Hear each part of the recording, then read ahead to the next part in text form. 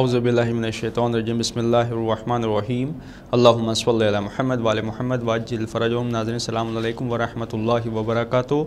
मैं आपका मेज़बान सैयद रिज़वान नक़वी एक अहम प्रोग्राम लेकर हाज़िर हुआ हूँ। प्रोग्राम का जो उन्वान है इस्लाह नफ्स, इस हवाले से यहाँ पर रोज़ इसी वक्त गुफ्तगू हो रही है। इस प्रोग्राम में हमारा साथ देने के लिए हमारे साथ मौजूद हैं मेहमान आलिम दीन हुज्जतुल इस्लाम वल मुस्लिमीन आली जनाब मौलाना सैयद फ़ैज़ अब्बास मशहदी साहब क़िबला, जो इस सीरीज़ में बराबर हमारे जो सवालात हैं, जो मोमिनीन के सवालात हैं, उनके जवाबात दे रहे हैं। क़िबला अस्सलामु अलैकुम। आपका इस्तक़बाल है हमारे इस प्रोग्राम में। जैसा कि कल हम लोगों की गुफ्तगू हुई थी इस्लाह नफ्स के हवाले से, हम लोग बात कर रहे थे कि आपने जनाब आदम अलैहिस्सलाम का भी ज़िक्र किया कि किस तरह से जो है खुदा ने उनका जो मुजस्समा था तो उसमें रूह फूकी, और उसके बाद आपने रूह और जिस्म के बारे में बताया कि जिस्म अगर बीमार हो जाता है तो उसके इलाज के लिए डॉक्टर्स के पास जाना पड़ता है ताकि उसके जिस्म का इलाज किया जा सके।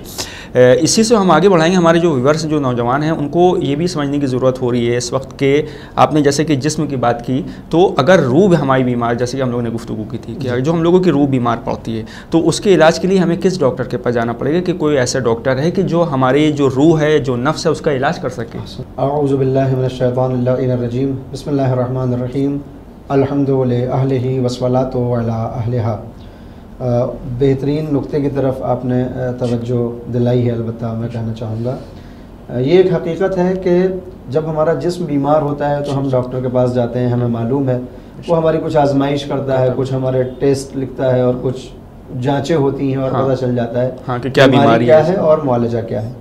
रूह की बीमारी की तरफ कहाँ जाएँ हम पता करने के लिए, तो इसका सीधा और आसान जवाब तो ये है कि जब हम अम्बिया अलैहिमुस्सलातु वस्सलाम के अलक़ाब को पढ़ते हैं कि नबी को क्या क्या कहा जाता है, तो एक लक़ब ये होता है कि नबी वो है जो तबीब होता है। अच्छा, यानी वो हकीम है। हकीम है। हमने नहीं देखा कभी कि कोई हर नबी कोई मतब लेकर बैठा हो, तो वो जिस्म का मुआलजा करता हो। यकीनन वो जिस्म का मुआलजा भी कर सकता है, लेकिन अगर किसी नबी को तबीब कहा जाता है, जैसे हम अपने पैगम्बर ख़त्मी मर्तबा हज़रत मोहम्मद मुस्तफ़ा सल्लल्लाहु अलैहि वसल्लम के जब अलक़ाब पढ़ते हैं और ख़ुतबे में आपने गौर किया होगा, जब उलमा या मेरे जैसे तालिब इल्म मजलिस को शुरू करते हैं तो पैगम्बर के अलक़ाब में कहते हैं तबीब नुफूसना, कि वो हमारे नफ्सों के तबीब हैं। तो मालूम ये हुआ कि अम्बिया डॉक्टर्स हैं, मगर किसके? हमारी रूह के, हमारे नफ्सों के। तो किसकी तरफ मुराजा करना है ये तो हमें मालूम है, अम्बिया की तरफ, रसूलों की तरफ, इम्मा की तरफ। अब सवाल ये पैदा होता है कि वो बीमारियां हैं कौन कौन सी कि जिसका शिकार हो जाती है रूह, और फिर एक दिन ऐसा आता है कि शैतान उसे अपने चंगुल में फंसा लेता है। इसके लिए तमाम अम्बिया ने, तमाम इम्मा ने अलग अलग बातें हमको बताई हैं, अलग अलग बीमारियों का तज़किरा किया है। मैं जो आपके सामने रखना चाहता हूँ वो मौला इमाम ज़ैनुल आबिदीन मारूफ किताब के जो आपका जिहाद है, किताब सहीफ़े सज्जादिया।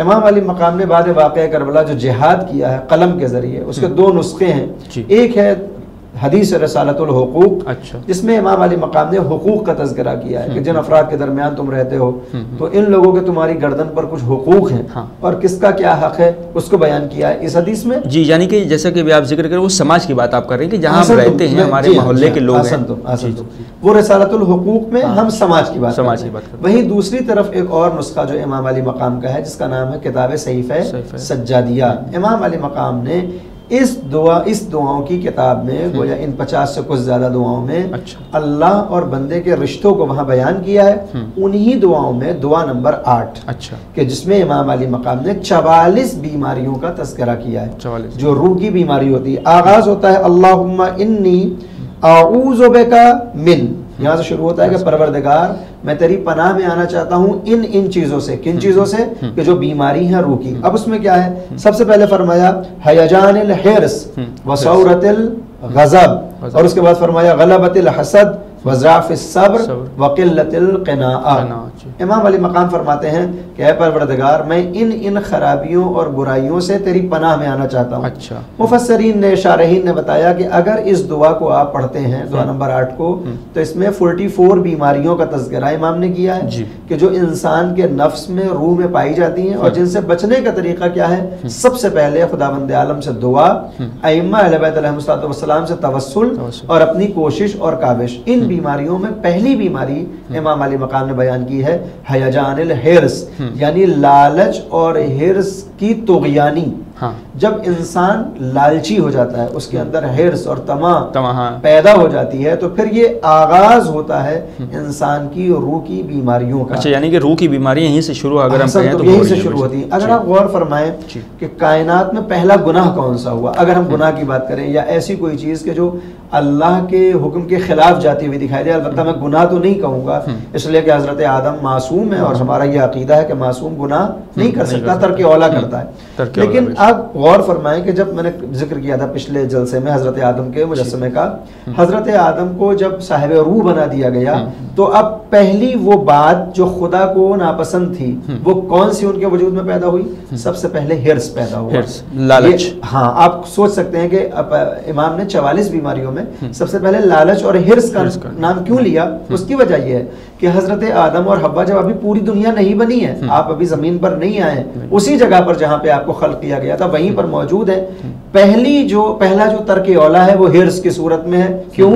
कि जब इब्लीस ने आकर ये बहकाना शुरू किया और वसवसा पैदा करना शुरू किया कि देखो तुम्हें उस दरख्त का फल खाने से क्यों मना किया गया, तुम्हें मालूम है? का नहीं मालूम है। तो अब रवायात ये है कि वो कहता है कि अगर तुम ये फल खा लोगे तो तुम जावेदानी हो जाओगे, तुम्हारी उम्र तूलानी हो जाएगी, पर तुम्हारे ऊपर मौत नहीं आएगी। अच्छा। यानी अब वो फल किस वजह से खा रहे हैं? लालच। आसन तुम उम्र के इजाफे के लालच या तमा या यही हिर्स की बुनियाद पर। लिहाजा पहला जो खिलाफ मर्जी परवरदिगार अमल हुआ है वो लालच की बुनियाद पर हुआ है। लिहाजा इमाम अलैहिस्सलाम ने सबसे पहले इसी बीमारी का नाम लिया, और ये बीमारी भी है और ये हमारे लिए मुआलजा भी है।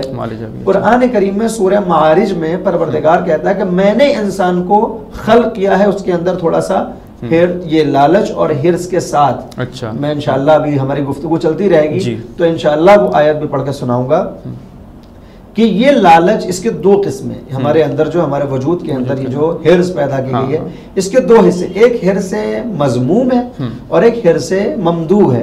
यानी एक को की मजम्मत की गई है, अगर इस बात के लिए तुम्हारे अंदर लालच पाया जाता है तो ये बुरा है। अच्छा। इस बात के लिए अगर लालच पाया जाता है तो तुम्हारे लिए अच्छा है। वो कौन सी कंडीशंस हैं? आसन तो ये कौन सी बातें हैं कि जहां पर लालच भी बेहतर हो सकता है। कुरान करीम में इस लफ्ज़ हिर्स, हलू या लालच जिसको हम कहते हैं या तमा कहते हैं, इनको 5 जगह इस्तेमाल किया गया है। अच्छा। जिनमें से एक जगह मज़मूम सूरत में है कि जब कौम यहूद के लिए कहा गया कि ये लोग दुनिया की जिंदगी के मामले में बड़े लालची हैं, बड़े हरीस हैं, ये चाहते हैं कभी हमें मौत ना आए। लेकिन यही लफ्ज़ हिर्स इस्तेमाल होता है पैगंबर इस्लाम के लिए कि पैगंबर इस्लाम के अंदर भी हिर्स पाया जाता है। मगर फ़र्क क्या है कि यहूदी वो हैं जो अपनी जिंदगी को लेकर हरीस है कि उनकी जिंदगी में ज्यादा इजाफा हो जाए, और पैगंबर इस्लाम इस बात को लेकर हरीस है कि उनकी कौम ज्यादा से ज्यादा हिदायत की तरफ चली जाए। अच्छा। पैगंबर इस्लाम के लिए कहा गया कि हरीसुन, आप हरीस हैं, यानी आपके अंदर जो है वो एक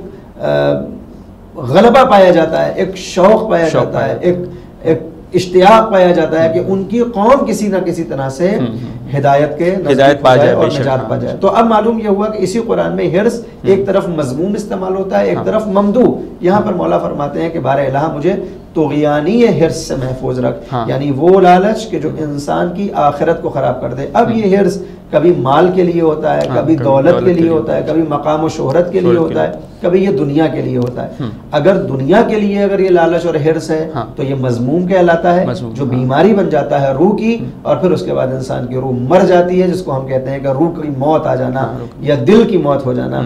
और अगर ये हिर्स आखिरत के लिए हो, नेक अमल के लिए हो, अल्लाह के नज़दीक जाने के लिए हो, इल्म के इजाफे के लिए हो, तो ये हिर्स फिर ममदू कहलाता है। लिहाजा पहली बीमारी है हिर्स, जिससे हमको बचना चाहिए।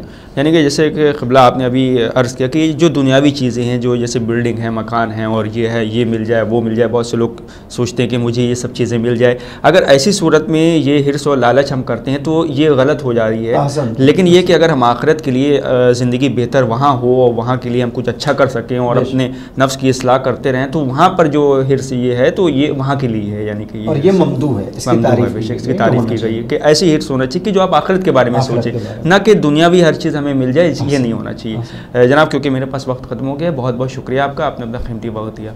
तो ये तो थे हुज्जतुल इस्लाम वल मुस्लिमीन अली जनाब मौलाना सैयद फैज़ अब्बास मशहदी साहब क़िबला, जो प्रोग्राम इस्लाह नफ्स के हवाले से यहाँ पर गुफ्तगू फरमा रहे थे और जिसमें आज जो है हिर्स और लालच पर गुफ्तगू हुई। अब अपने मेज़बान को दी इजाज़त इस उम्मीद के साथ कि कल इसी वक्त हमारी मुलाकात होगी इसी प्रोग्राम में एक कोई नए अल्फाज के साथ और कुछ नई चीज़ों के साथ। आप देखते रहिए चैनल। खुदा हाफिज़।